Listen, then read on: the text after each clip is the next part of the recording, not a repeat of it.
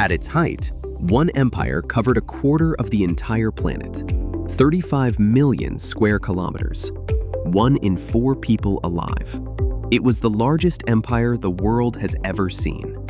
But to understand how anyone conquers a quarter of the Earth, you have to start 3,000 years earlier, with an empire most people have forgotten.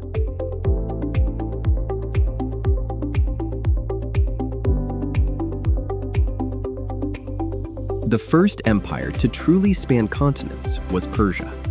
Under Cyrus the Great and then Darius, the Achaemenid Empire stretched from the Balkans to the Indus River, 5.5 million square kilometers by 500 BCE. For its time, nothing had ever been so big. Then a single man erased it in a decade. Alexander of Macedon marched east and swallowed Persia whole, building an empire of over 5 million square kilometers before he turned 32. And then he died. With no heir, the largest empire on Earth shattered the moment its creator was gone. The first lesson this story keeps repeating. Far to the east, India answered with the Maurya Empire and its emperor Ashoka, who conquered almost the entire subcontinent, then renounced war entirely after seeing the slaughter he had caused. By now, 2 empires anchored the ancient world. In the east, the Han Dynasty, 6 million square kilometers, and, at the time, roughly a quarter of all humans alive. It gave China a name its majority ethnic group still carries today. And in the West, the one everyone remembers, Rome. What's surprising is that by area, Rome was never the biggest, around 5 million square kilometers at its peak under Trajan. Its genius wasn't size, it was staying power.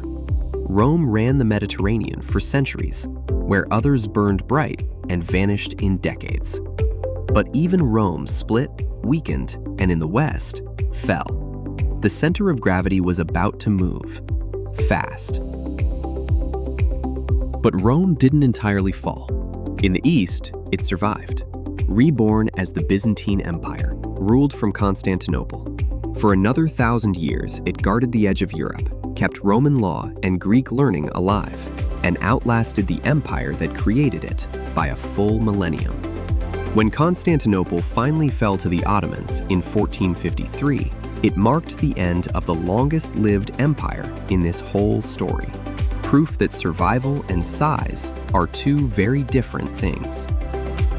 In the 7th century, one of the fastest expansions in human history began. Within a single lifetime of the Prophet Muhammad's death, Arab armies erupted out of the desert. The Rashidun Caliphate, over 6 million square kilometers in barely 30 years.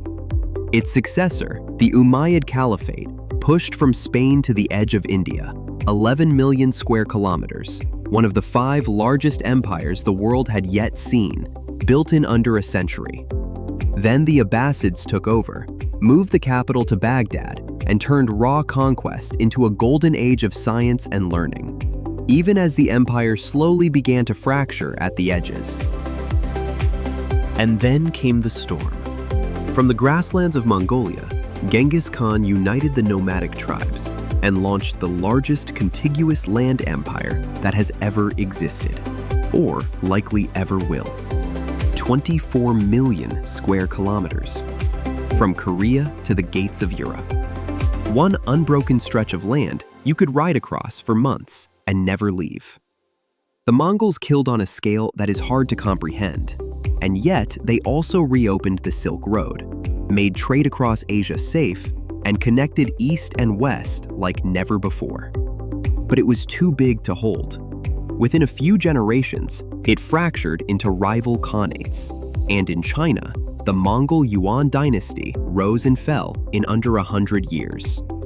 The pattern again: the bigger they burn, the faster they fall. And there's a whole half of the world we haven't mentioned, because for most of history, it grew entirely on its own. In the Americas, 2 great empires rose without ever knowing the others existed. The Aztecs built a capital on a lake, Tenochtitlan, larger than almost any city in Europe. And along the spine of the Andes, the Inca ran the largest empire the Americas had ever seen, held together not by writing, but by 10,000 miles of stone roads. Both were destroyed within just a few years of first contact, not only by Spanish steel, but by diseases that killed faster than any army. Two of history's great empires, gone almost before the rest of the world knew they were there. The next age was decided by two things: gunpowder and the ocean.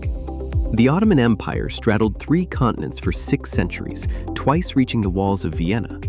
But something new was happening in the West.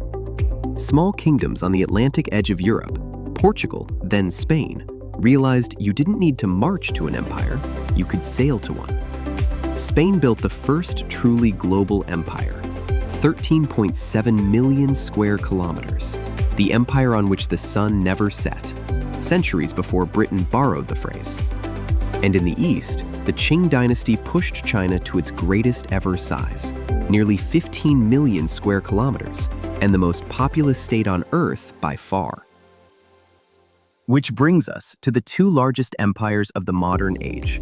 The first grew not across oceans, but across a single unbroken landmass. Russia expanded east across all of Siberia to the Pacific, 22.8 million square kilometers, the largest contiguous empire since the Mongols. A single country spanning 11 time zones. And then, the largest of them all. The British Empire didn't have the most people. That was often China. It didn't have the longest life. Rome and the Ottomans lasted longer. What it had was reach. 35.5 million square kilometers by 1920, a quarter of the world's land and a quarter of its people, held together by the most powerful navy that had ever existed. But you already know how this story ends, because every empire in it ends the same way. So why does it always end? Look closely, and the same 3 killers appear again and again. Overreach. Empires grow until they are too vast to defend or to feed. Succession. The strongest empire can collapse in a single generation over who inherits the throne. Just ask Alexander. And the shock from outside. A plague, an invasion, a new technology that makes the old power obsolete. Every empire believes it is the exception. None of them are. The average empire, across all of history, lasts only 2 to 3 centuries. There's one more way to measure all of this, and it completely changes the ranking. Not by land, but by people. Because the largest empire by territory, the British, was never the largest by population. That title belongs, over and over, to one place: China. Watch how the share of all humanity under a single crown shifts across 3,000 years. And notice who sits at the very top.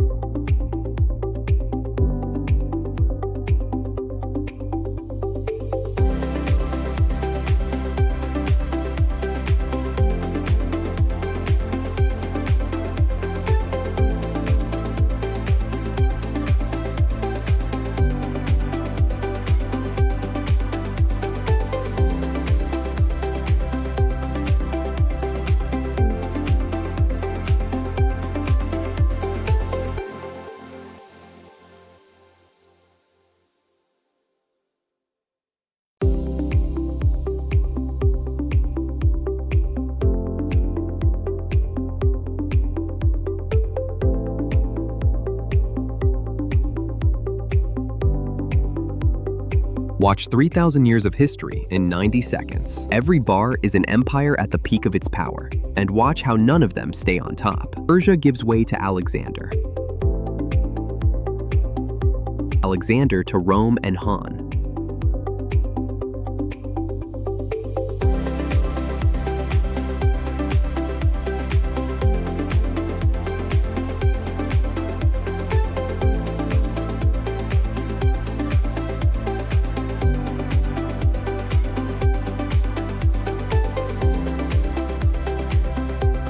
Caliphates surge.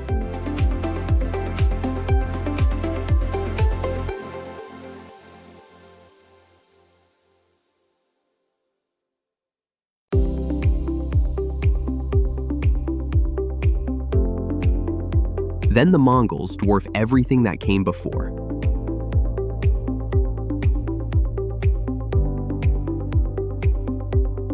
Until the ocean empires arrive.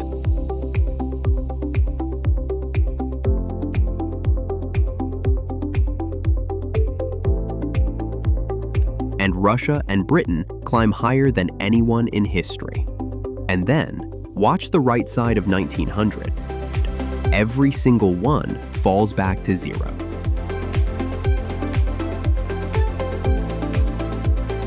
Ranked by the land they held at their absolute peak, these are the largest empires that have ever existed. The British Empire, first. The Mongols, second. Russia, third. But notice the number next to every name that isn't on this screen anymore. 0. Not one of these empires still exists.